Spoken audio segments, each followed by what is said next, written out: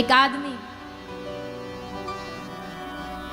भगवान में विश्वास नहीं रखता था। उसका दोस्त मित्र उसको कथा में ले गया, एक साधु से मिलवाने। मिला, मिलके बोला महाराज जी ये हमारा मित्र है पर ये भगवान का नाम नहीं लेता, हमने इसको इतना समझाया है पर भजन ही नहीं करता। महाराज जी ने कहा बेटा तुम मेरे पास आया है ना, आज के लिए एक काम कर दे। क्या? बोले आज एक बार मेरे सामने राम बोल दे। बोला महाराज जी क्या बुलवा रहे हो आप? कई लोग को पता नहीं, जैसे वो बैल लाल कपड़ा देख के नहीं बिदकता, वैसे कई लोगों को राम नाम की एलर्जी है, कुछ भी बोल लेंगे। एक अम्मा थी हमारे ब्रज में, डोकरी अम्मा, सुबह जाने वाली थी, मतलब उनकी विदाई हो रही थी। अब जाने वाली वाने कभी जीवन में राम नाम नहीं बोला, तो सब लोग इकट्ठे होकर के बोले चलो अम्मा कम से कम लास्ट में अंतिम क्षण में तो राम राम बोल। एक बोलो अम्मा राम राम बोल, तो बोली ब्रज भाषा में, बोली मुंह पे ना बोलो जाए। बोला अरे अम्मा बोल दे, सबरे जीवन ना बोला तूने, आज तो बोल दे। बोला मुंह पे ना बोलो जाए। एक आदमी बोला देखो हम बुलवाते हैं। वो बड़ी चतुरता से आया, चतुराई से। बोले घी सीधी उंगली से ना निकले तो टेढ़ी करनी पड़ती है। तो बोले अम्मा अम्मा कह रही मुंह पे ना बोलो जाए, मुंह पे ना बोलो जाए। वहां ने कही अम्मा तो पे कहा ना बोलो जाए। अब जब आदमी ने सोचा हम ऐसे पूछेंगे तो अम्मा बोलेगी मुंह पे राम ना बोलो जाए, तो राम निकल गया, काम बन जाएगा। तो वहां ने कही अम्मा बता तो पे कहा ना बोलो जाए। तो डोकरी अम्मा बोली बेटा तू जो बुलवानो चाहे वो ना बोलो जाए। तो ये वो लोग हैं जिनको भगवान के नाम से एलर्जी है। कई लोग इस दुनिया में होते हैं उनको साधु के वेशभूषा से एलर्जी, संत नाम सुना तो बिदक जाते हैं।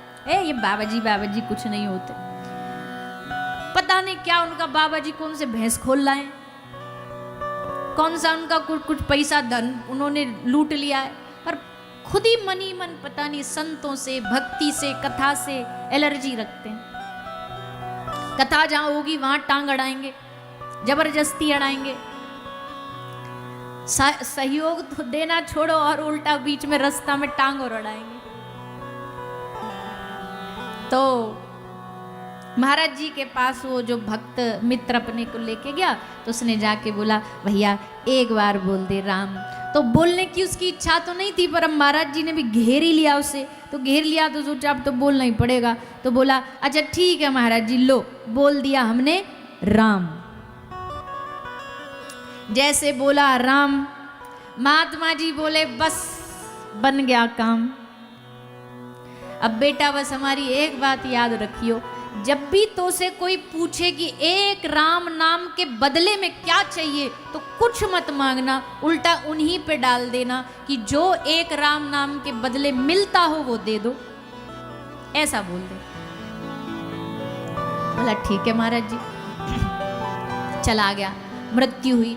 मृत्यु उपरांत चित्रगुप्त लेके गए, यमराज जी ने रजिस्टर खोला, इसका हिसाब पूछा। बोला बताओ भैया पुण्य क्या पाप क्या? बोले महाराज पुण्य तो एक भी नहीं है, पाप ही पाप है। हाँ बस एक है, इसने जीवन में एक बार राम बोला था।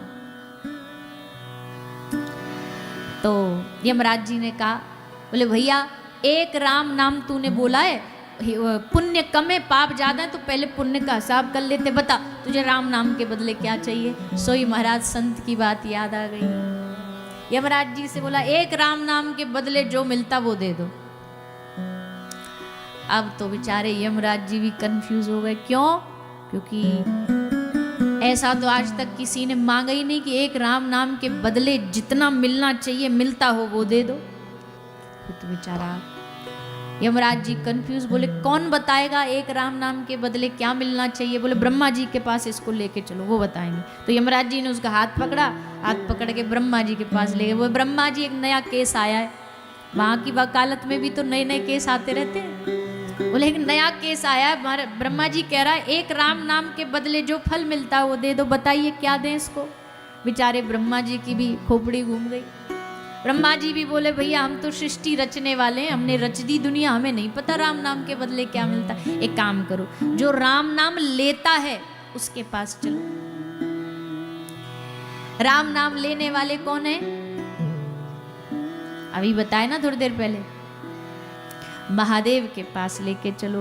तो ब्रह्मा जी, एक दो देवता और भी संग लग गए, इंद्र कुबेर, उनको भी संग ले लिया। बोले भैया एक बड़ा नया केस आया है हमारे इस पूरे खानदान में कि एक आदमी एक राम नाम का फल जान रहा, चलो चलो देख के आते हैं। सबको लेकर के ब्रह्मा जी, इंद्र जी, कुबेर जी, यमराज जी सब चल पड़े महादेव के पास। महादेव से जाके पूछा, महादेव आप ही बताओ एक राम नाम का क्या फल, आप तो दिन भर जपते हो।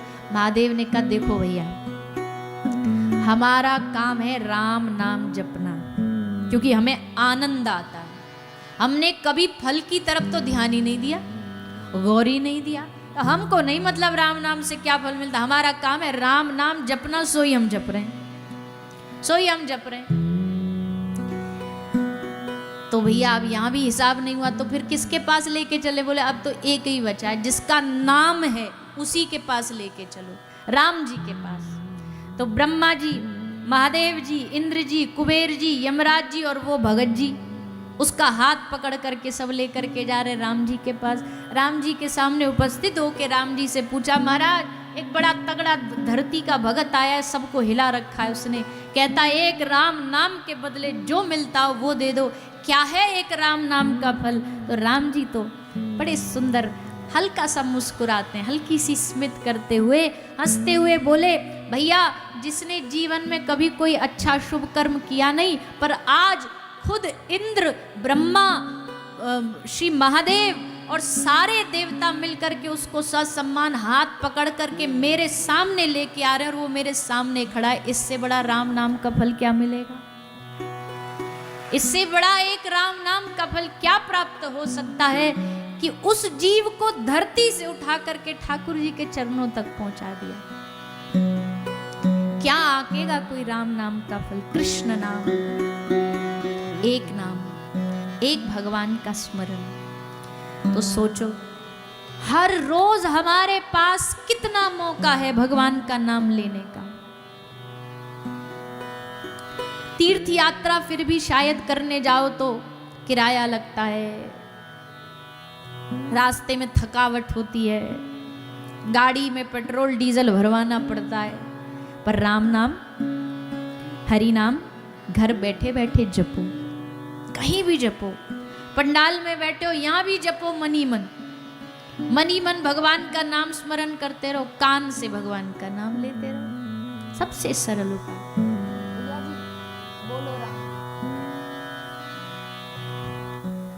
कहीं भी किसी भी समय भगवान का स्मरण